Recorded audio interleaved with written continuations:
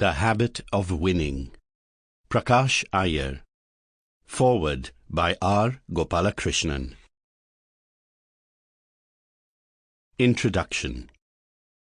The great painter and sculptor, Michelangelo, has several masterpieces to his credit. Perhaps at the top of that list is David, his 18-foot-tall statue sculpted in marble in Florence, Italy.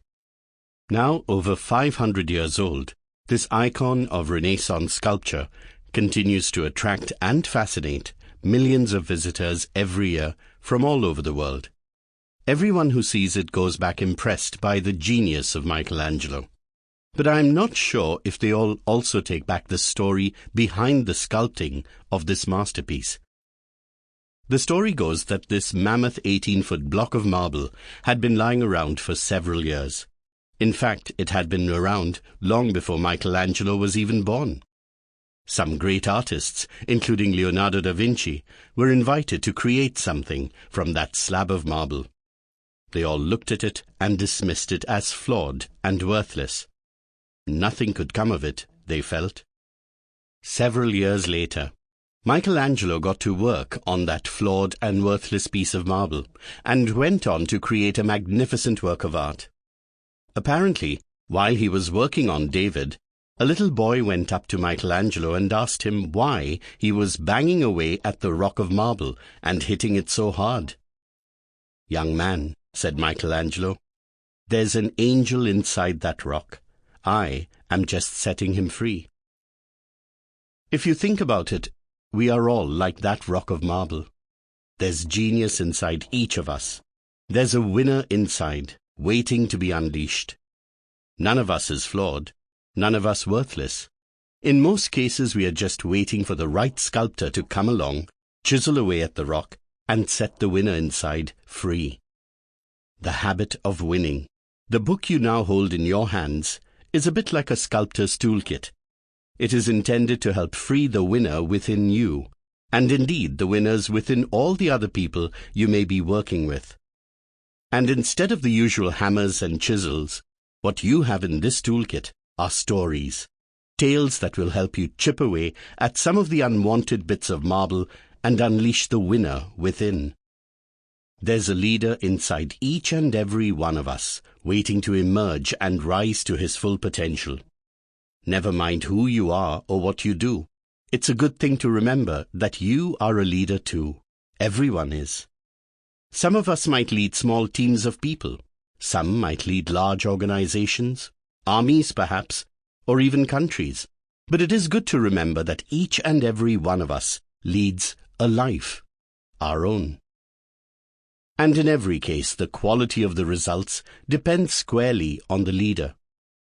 As is often seen, the speed of the leader determines the rate of the pack. Also, how good a life can be depends entirely on the leader, on you. Your life, your successes and failures, the joy and the agony are all because of you, the leader of that life. Makes sense then to ensure that you strive to become the best you can be. You owe it to yourself and to the world around you. You are not just another piece of marble. You are a masterpiece waiting to be set free.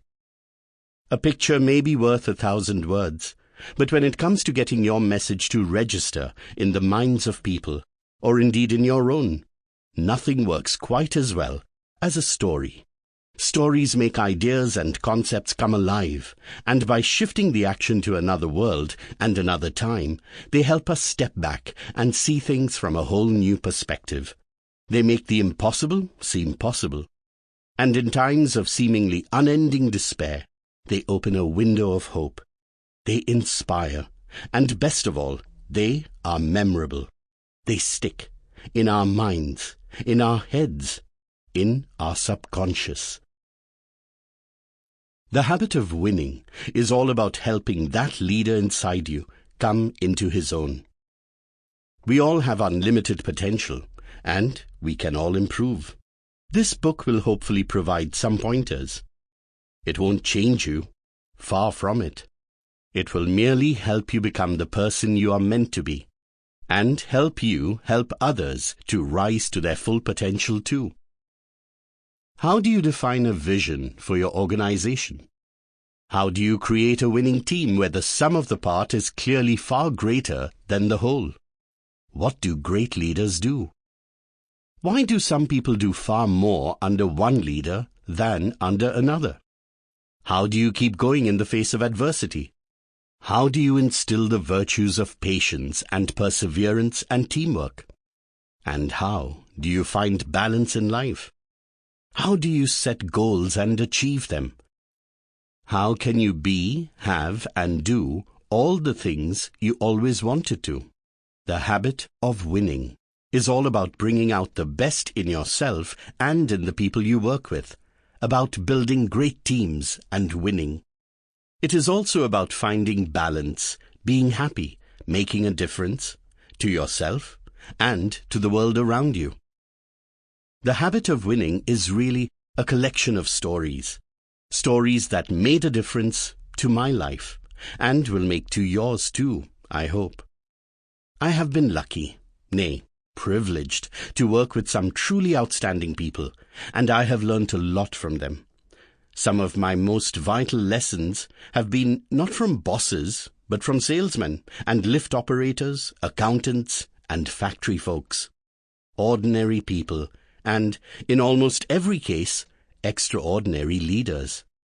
So, in the habit of winning, you'll find lessons from cola wars and cricketing heroes, from frogs and fish, and rabbits and sharks. And while you may have heard some of these stories earlier, hopefully they will help ignite a new passion and a renewed sense of purpose in your mind, and in your team's heads and hearts too. Find yourself stuck in a rut? Feel like throwing in the towel? Hopefully, you'll find a story here that helps you get over it and emerge victorious. And if you are trying to lead your team over hurdles and barriers, hopefully you'll find stories that help you get them to keep the faith and discover strengths they did not know existed within them.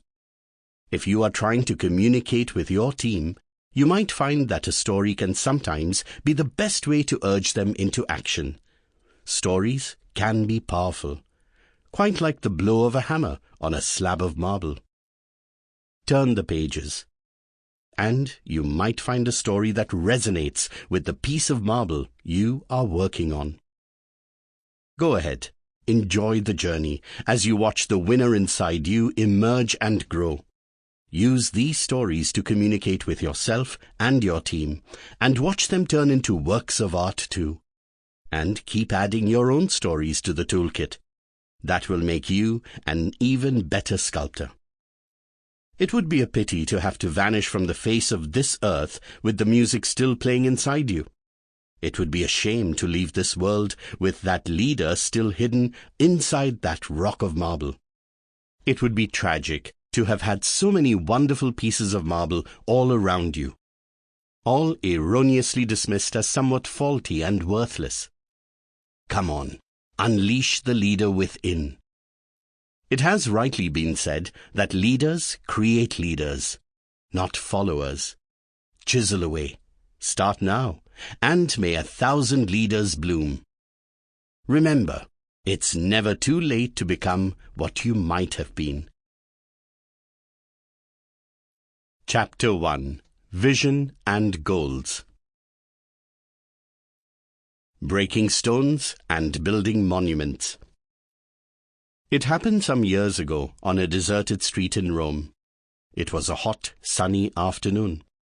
A woman was walking down the street, shopping bags in her hands, whistling a tune to herself, when she noticed a group of labourers breaking stones by the roadside.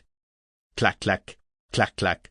They went as their hammers pounded on the stones, splitting them into smaller and smaller bits. Intrigued, the woman went up to one of the workmen and asked him what he was doing. "Can't you see?" came the rather terse reply, as the man looked up and wiped the sweat from his brow. "I am breaking stones." Walking a little farther, she saw another man, also breaking stones. "What are you doing?" she asked him. "Me?" he replied.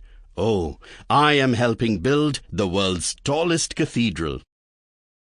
Think about it. Apply Sample complete. Ready to continue?